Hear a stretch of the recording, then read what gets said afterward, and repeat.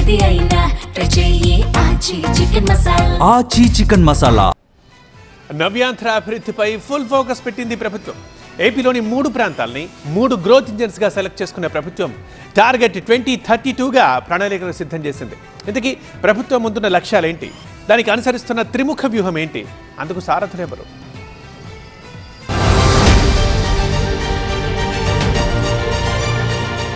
ఏపీలో 3 ప్రాంతాలను 3 growth engines గా సెలెక్ట్ చేసుకున్న ప్రభుత్వం టార్గెట్ 2032గా ప్రణాళికలు సిద్ధం చేస్తోంది.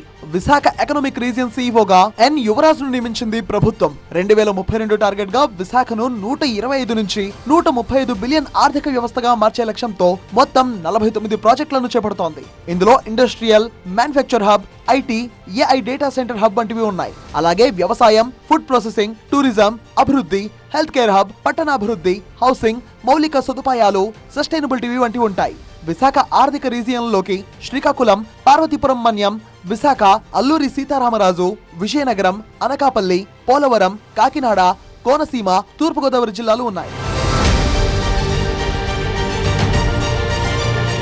అమరావతి ఎకనామిక్ రీజియన్ ను 9 జిల్లాలతో ఏర్పాటు చేశారు. ఎన్టీఆర్, కృష్ణా, ఏలూరు, గుంటూరు, పశ్చిమ గోదావరి, ప్రకాశం, పల్నాడు, బాపట్ల, మార్కాపురం జిల్లాలు ఈ పరిధిలోకి వస్తాయి. సుమారు 44,962 చదరపు కిలోమీటర్ల విస్తీర్ణంలో విస్తరించిన ఈ ప్రాంతం రాష్ట్ర జీడీపీలో సుమారు 35% వాటాను కలిగి ఉందని ప్రభుత్వం చెబుతోంది. క్వాంటమ్ వ్యాలీతో పాటు పారిశ్రామిక రంగం, సేవా రంగం, వ్యవసాయ రంగం అభివృద్ధికి ఈ ప్రాంతం కీలకంగా మారుతుందని ప్రభుత్వం భావిస్తోంది. అమరావతి ఎకనామిక్ రీజియన్ సీఈఓగా పురపాలక, పట్టణాభివృద్ధి శాఖ ముఖ్య కార్యదర్శిగా ఎస్ సురేష్ కుమార్ నియమించింది.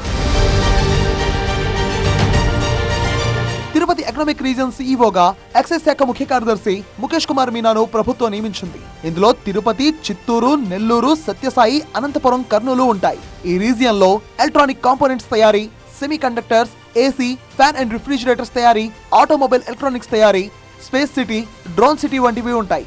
ఈ 3 ఎకనామిక్ రీజియన్ల సీఈఓలకు ప్రభుత్వం ప్రాంతీయ మాస్టర్ ప్లాన్ల అమలు, సమన్వయం, పర్యవేక్షణ బాధ్యతలను అప్పగించింది.